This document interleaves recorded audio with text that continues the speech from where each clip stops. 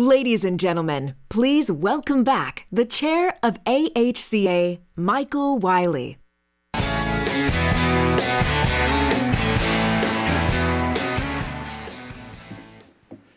Caring defines what we do every day. Without it, our work means nothing. The stories that you just heard are only a few of those that illustrate why the long-term care profession is one of the most caring and passionate professions that there are.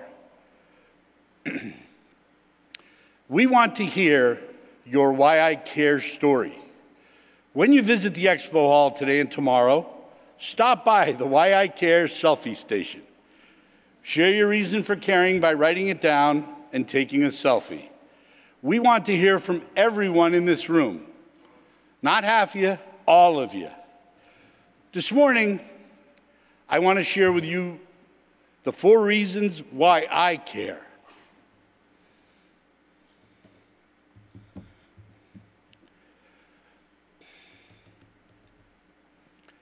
The first reason, is my mom, who's here in the audience.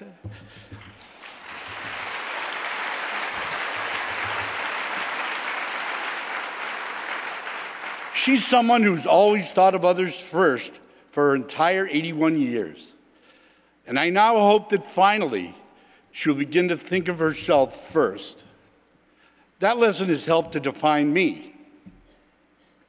I'm nowhere near being as good as she is, but one day I hope to be. The second reason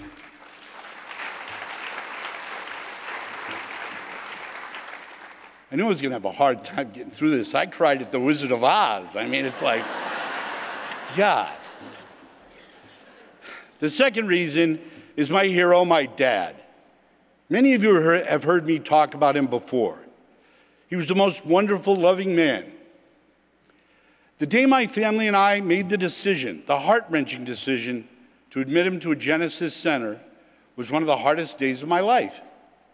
Now, you're talking about somebody who's been in the long-term care profession, now 38 years, back then 31 years. And I was having a hard time with it. He had developed Lewy body dementia, and he needed care that could only be provided in an excellent memory care unit. I remember the day I took him from my parents' house to the center. We stopped on the way at his favorite roast beef sandwich spot. We sat down to eat. I had just taken a big bite out of my sandwich. His timing was always impeccable.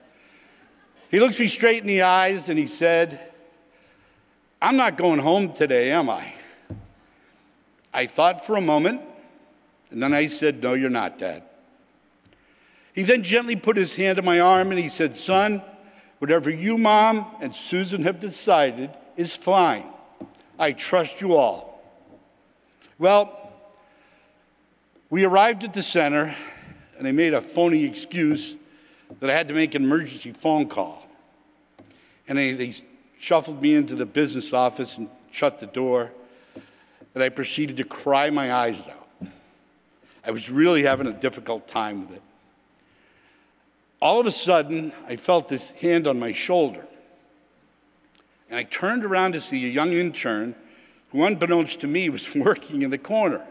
And here I am sniveling. I'll never forget what she said. She said to me, "Don't worry, Mr. Wylie. We're going to take great care of your dad." That leads me to the next reason why I care. Our residents. That intern made sure that I felt comforted in a time when I really needed it. And it was sincere and it was loving. They treated my dad the way I aim to treat all of our residents every day, with the utmost love and care. I started as an assistant activity director at Leader Nursing Center in Norristown, Pennsylvania in 1981. From that point forward, seniors have been my life. I love our residents, and I want to make sure that they receive the best care possible. They deserve nothing less. I'm proud to be part of a profession dedicated to this same mission. The strides that we've made in quality improvement over the past decade are remarkable, as evidenced by the hundreds of staff and centers that are part of tomorrow afternoon's Quality Awards ceremony. Finally, I care about the future of our elders and the long-term care profession. We've been anticipating a large growth in the senior population for several years. Some of us have referred to it as the silver tsunami. It's our responsibility to make sure that our profession has the resources and the capabilities to continue improving lives by continuing to deliver quality solutions for quality care. That means that we need you to come to congressional briefing in Washington, D.C. each spring to meet with your elected officials. That means submitting comment letters to CMS on regulations that both help and hinder the profession.